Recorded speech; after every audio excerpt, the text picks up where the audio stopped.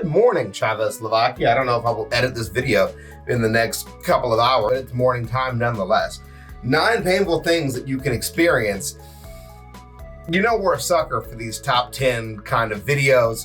You know, some people were talking in the last comment section about maybe how accurate some of this stuff was, how the context and getting taken out of context was kind of bothering them. That is the vibe for a top 10, okay? If you didn't grow up in the top 10 era, that's basically it. You take a couple stories or anecdotes, you transform it and put it on a top 10 list because it has to fill up like a minute and a half of time, and then you move on with your day. You can do the fact check on your own, or in this case, we'll do it in a later video for you. So here you go. You know, on this list is gonna be kidney stones, childbirth. Those are 2 of the things that I know gotta be on here. They always make these top 10 lists. But for me personally, the most painful thing that I ever went through, I had knee surgery, right? I talk about my bad knee all the time. I had 5 knee surgeries in a year. First, they took out the ACL. Then they just sent me home, which I didn't know you could do that. I thought when you took it out, you had to put something else back there. Apparently you don't have to. When I went back in for the repair of the ACL, they repaired the ACL, but then removed my meniscus. Getting back home with the repaired ACL and no meniscus, the ACL surgery failed and it tore out of my knee. You know, I'd taken pain meds, but I had missed a dosage, and it took about 7 hours to get caught back up on the pain medication. And so, yeah, feeling an ACL tear out for the second time was the most painful thing I've ever been through by far. I now can walk fine a couple years later. I just deadlifted 385 the other day. No, I deadlifted 480. I deadlifted 480 yesterday. I squatted 385 yesterday, which felt really good. But yeah, here we go. Let's see what's on the list. Number 9, passing a kidney stone. Imagine this. You're going about your day, minding your own business, when suddenly you feel a sharp pain in your back. At first you think, oh, I must have pulled a muscle from all that intense couch sitting I've been doing. But then the pain starts to move. That's because the kidney stone is going on a little adventure through your urinary tract. Yep. As the stone makes its way from your kidney to your bladder, the pain gets worse and worse. It's like someone's taking a tiny little knife and stabbing you from the inside. And the worst part is, there's nothing you can do about it. You just have to wait for the stone to pass. Some people compare the pain of passing a kidney stone to giving birth. Yeah. I mean, at least when you give birth, you get a cute little baby at the end. Number 8. Oh, so that went so fast. That went so quick. But I know somebody who passed a kidney stone for like days. Like they had to go to surgery, they had to get ultrasound, and like it did not resolve itself quickly. I think it was longer than days. I think I asked them about that kidney stone multiple times. Their significant other had to take off of like work and take extended leave because of it. But like they were out for like a while, and they tried like a surgery or something, but I don't remember if that actually ever helped. Number 8, the irukandji jellyfish. Let's say you're swimming in the crystal clear waters of Australia, enjoying the beautiful weather, but then, out of nowhere, you feel a tiny prick on your skin. At first you think it's just a piece of seaweed or maybe a curious fish nibbling at you, but then the pain kicks in. Let me introduce you to the irukandji jellyfish, the tiny terror of the ocean. These little guys are so small, they could fit on your fingernail, but don't let their size fool you. What they lack in size, they make up for in pure, agonizing pain. Are you serious? About 20 to 30 minutes after being stung, you start to feel like you're having the worst day of your life. Your back and stomach start hurting like you've just been sucker punched by a professional boxer. Your muscles cramp up, making you feel like you're being twisted into a human pretzel. And why does that happen from is it the venom, obviously? Then, the cherry on top of this pain sundae, a feeling of impending doom. People that are stung believe they're going to die, and they're so certain of it that they'll actually beg their doctors to kill them just to get it over with. Now you might be thinking, but I'm not planning on swimming in Australia. Well, too bad. These tiny terrors have been found in waters all over the world, from Hawaii to Florida. Anybody have any idea how to spell this jellyfish name? Irukandji. Oh, they're tiny. Like, I got the visualization that he drew out, but it made it still seem like it was way bigger. Thanks, Wikipedia. 7. Tetanus. You know how people always say, make sure your tetanus shot is up to date? Yeah. Well, there's a good reason for that. Tetanus, also known as lockjaw, is a bacterial infection that affects your nervous system.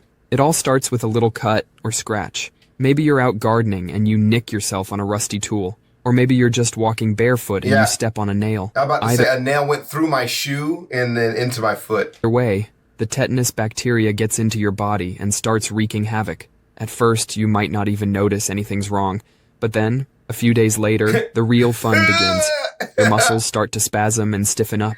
It starts in your jaw, hence the nickname lockjaw. But it doesn't stop there. The spasms spread to your neck, your arms, your legs, until your whole body is as stiff as a board. And the worst part is that the spasms are incredibly painful. It's like your muscles are having a full-on revolt against you. So, yeah, make sure your tetanus shot is up to date. Is anybody like hearing some of this stuff and being like, did I go through this? But then he keeps explaining how bad it is. Like, okay, maybe I haven't been because it wasn't that bad. But I'm watching this like thinking like, damn, maybe that shit happened to me once. But then I know for a fact it wasn't the full body, just like a little tingling in the jaw. But I've had tetanus shots, so does that lessen it? Did I have it? It just wasn't that bad? How does this work? I need more details on that. Imagine the worst headache you've ever had. Now multiply that by 100, and you might be getting close to what a cluster headache feels like. People who suffer from cluster headaches often describe the pain as feeling like a hot poker being jabbed into their eye. Well, others say it's like having a serrated knife sawing through their skull. Basically, if you can imagine a horrible, painful sensation, cluster headaches have probably been compared to it. The worst part about cluster headaches is that they come in clusters. They'll happen every day for weeks or even months at a time, and then suddenly disappear like an ex who owes you money. But just when you think you're in the clear, they come back with a vengeance. During an attack, people often pace around, bang their head against the wall, or even scream in agony. So, if you ever meet someone who suffers from cluster headaches, give them a hug, or better yet, give them some earplugs, because chances are, they're going to be doing a lot of screaming. This guy said that to get a headache and just scream. When's the last time you've seen somebody get a headache and scream, bro? Like, what are you talking about?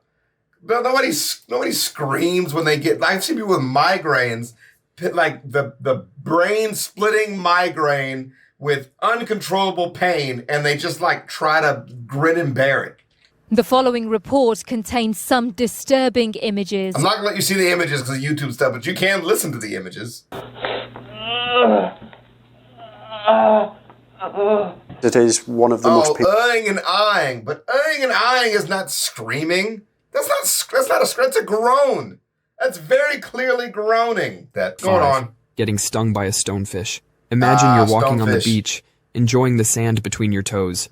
But then suddenly you step on something sharp. You look down, expecting to see a seashell or a piece of coral. But nope, it's a stonefish. And it's just injected you with enough venom to make you wish you'd stayed at the hotel scrolling through TikTok. Now, if you're not familiar with stonefish, they're like the ninjas of the sea. Yeah. They're masters of disguise, blending in with the rocks and coral on the ocean floor. They're so good at it. You could be staring right at one and still not notice it. It's like they're playing a game of hide and seek, except if they win, you end up in the hospital. So, back to our beach scenario. That's a bar, bro. I'm playing hide and go seek with you, and if I win, you end up in the hospital. You've just been stung by a stonefish, and the pain is starting to kick in. People who've been stung describe the pain as feeling like their foot is being simultaneously crushed, burned, and electrocuted. It's like the stonefish looked at all the worst pain experiences and said, yeah, I'll take all of them. The pain is so mind-bogglingly awful that some people have even begged doctors to just chop off their leg and be done with it. I mean, who needs two legs anyway, right? The stonefish is like the grumpy old man of the ocean. It just wants to be left alone to blend in with its surroundings. But if you disturb it, it's going to make sure you'll never forget it. So, the next time you're at the beach, watch your step. That innocent-looking rock might be a stonefish in disguise, waiting to ruin your day. All right, we're heading in for the top 5 things actually it'll be a top 4 because there's only 9 on the list, not a top 10. But we'll see you guys in the next one. I'm going to get coffee. I'm not stopping for anything important. I literally just left my coffee downstairs.